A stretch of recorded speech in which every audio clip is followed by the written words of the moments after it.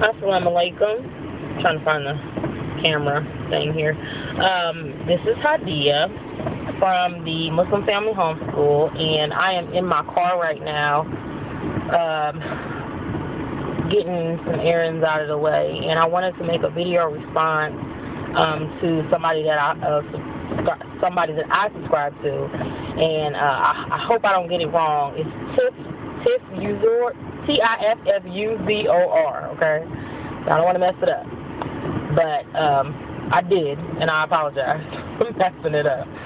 But she had a video up about the husband's role in homeschool, and I just wanted to add a couple things to that. One, she had mentioned in her video, a point that she had mentioned in her video was that her husband became quite overwhelmed with the amount of information that was available, that she was presenting to him when she started gathering information on homeschooling.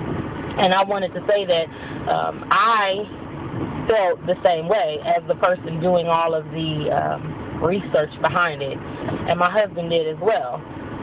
So what I did was, after praying about it, to make sure that this is exactly what we needed to be doing, I interviewed my husband. I had about 15 to 20 questions that I asked him, all open-ended, so he could just, really get into what he wanted, and how he felt about what we were going to do.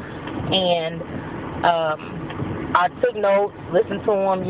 We had a good discussion based off of those questions that I had, and he gave me more information than, questions that I had. But what I did with that was I was able to pull together what our needs were in homeschooling, what my husband and I felt like our children needed to learn and what was most important to us. And it was kind of like, I know you've heard of, what is that, like your mission statement, or people say your goal statement for your homeschool or whatever. That's kind of what I use that as. So that allowed me to, number one, choose our core subject, what were most important to both of my husband and I, and it allowed me to be more focused on choosing curriculum and choosing how I wanted to get it done. I will say that as far as method of homeschooling was concerned, he did not care one way or the other. Didn't care from school at home to unschool. It didn't matter to him either way. His thing was he wanted me, number one, he wanted me to be comfortable with whatever method that I chose that was easiest for me, because we do have 6 children. And 2, he wanted it to be conducive to the children, something that they can all go along with and things like that. Now, I kind of understand where she was coming from, because my husband is kind of the same way. He's pretty hands-off when it comes to the homeschooling day-to-day grind type of thing. But one thing that I did ask him to do to help include him into what we do is for him to teach what he loves, okay? So he loves to, he's real big into art and drawing and things like that. And so is my son and one of my daughters. They really like that as well. So he helps them with those type of things. I just kind of asked him to teach what he loves, so that it comes kind of easy and it doesn't seem like he has to have a lesson plan or, really anything super structured. It's just him sharing things with them, which they pick up and learn. Another thing that I had him do, and we're going to get more into this year, inshallah, is having him help with what I call life skills, handy skills, whatever, with my oldest 2, because they're 14, and I think they need to have a lot more hands-on type training, and to prepare them for manhood, adulthood. So, what else was I going to say about that?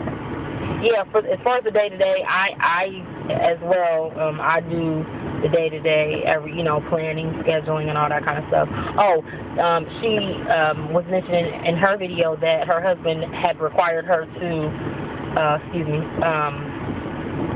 have testing for the children every year. Now, in the state that we currently live in now, it is required for us to test anyway. But the state that we plan on moving to does not require testing every year. It actually is pretty hands-off. We just let them know that we're there and that we're homeschooling, and there's nothing else that we have to report to after that. My husband is actually against testing. He really doesn't care for it. So what I plan on doing for him to keep him abreast of what's going on. First of all, my kids have interaction with him every day. So, getting kind of long. Obviously, they're always want to, share with Daddy what they've done, show them things and talk about things. So he kind of knows and can tell what they're learning. But what I also want to do for him is put together a portfolio. Not just for him to review what we've done, but also for the children to have to look back onto and see the things that they've done and created over the school year. So, but I plan on using that portfolio and another interview with him every year on out, inshallah, if it works well, so that he can get a more in-depth look at what they're doing, and we'll go over the interview questions again, and that'll give me again a better focus of where we need to head for each year. Because one thing that I have learned is that in homeschooling, the homeschooling movement, it is a ridiculous amount of information out there for people. And it can get so overwhelming that you literally become paralyzed and you feel like you can't move because it's this overwhelming burden of, am I going to choose the right things for them? Are they going to miss out? Would they have gotten it in school if they were in school, brick and mortar or whatever? And a lot of that, you have to,